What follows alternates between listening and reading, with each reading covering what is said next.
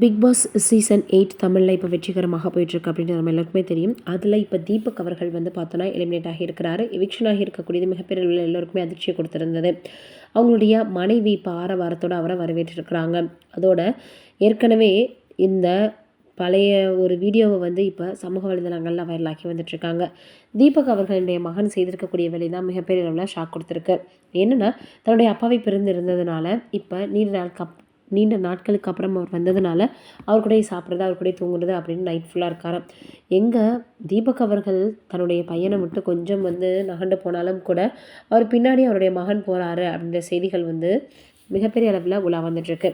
இதனால் இது இப்போ வந்து பார்த்திங்கன்னா வைரலாக பரவி வந்துட்டுருக்கு. தீபக் அவர்கள் வெளியேறுவார் அப்படின்னு யாருமே எதிர்பார்க்கல. ஹவுஸ்மேட்ஸ்லேருந்து எல்லாருக்குமே மிகப்பெரிய அளவில் ஷாக்காக இருந்துச்சு. இப்போ அவரை வந்து பார்த்தோன்னா ஆரவாரத்தோடு அவங்களுடைய மனைவி வரவேற்றிருக்கிறாங்க. ஏற்கனவே அவங்களுடைய மனைவி நிறைய விஷயங்கள் சமூக வலைதளங்களில் இந்த பிக் பாஸ் சீசனை பற்றி பேசியிருந்தாங்க, 8 பற்றி.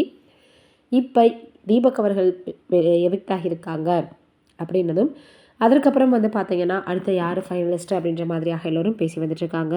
தீபக் அவர்கள் முக்கியமாக வந்து பார்த்தோன்னா பிக் பாஸில் கலந்துக்கிறதுக்கு காரணமே அவருடைய பையன்தான். எப்போவோ அவர் ஒரு வார்த்தை சொல்லியிருந்ததை அவர் ஃபாலோ பண்ணி வந்துட்டு இருந்தார். அதனால் அவங்களுடைய பையன்தான் அவர் கலந்துக்கிட்டதுக்கு முக்கிய காரணம் அப்படின்னு சொல்லப்படுது. இது ஒரு புறம் இருக்க இப்போ என்ன இருக்குது அப்படின்னா ரீசெண்டாக சுஸ்மிதா சென் அவர்கள் என்ன சொல்லியிருக்கிறாங்க பிக் பாஸை பற்றினா, பிக் பாஸ் டீமிடம் ஒரு ரெக்வஸ்ட் வச்சுருக்கிறாங்களாம். ஓட்டின் அடிப்படையில் தானே நீங்கள் செலக்ட் பண்ணுறீங்க போட்டியாளர்களை, அதை பொதுமக்கள் தானே பண்ணுறாங்க. மக்களுடைய பார்வைக்கு அந்த ஓட்டிங் தெரிகிற மாதிரி வைங்க. அப்போ தான் யார் லிஸ்ட்டில் இருக்கா, யார் வந்து அதிகமான ஸ்கோரை வாங்கியிருக்கான்றது தெரிய வரும் அப்படின்னு சொல்லியிருக்கிறாங்களா. அதனால் இப்போ இதை பிக் பாஸ் டீம் ஏற்றுக்குவாங்களா இல்லையா அப்படின்னு எல்லோரும் பேச ஆரம்பிச்சிட்டாங்க. ஏன்னா இது வந்து சாதாரண விஷயம் கிடையாது. ஆனால் பிக் பாஸில் இனிமேல் இப்படி கொண்டு வந்தால் நல்லாயிருக்கும் அப்படின்னு பிரபல நடிகையே இப்படி சொல்லியிருக்கிறது மிகப்பெரிய அளவில் சமூக வலைதளங்களில் வைரலாக பரவி வந்துட்டுருக்கு. நீங்கள் என்ன நினைக்கிறீங்க இதை பற்றின்றதை மறக்காமல் கமெண்ட்டில் சொல்லுங்கள்.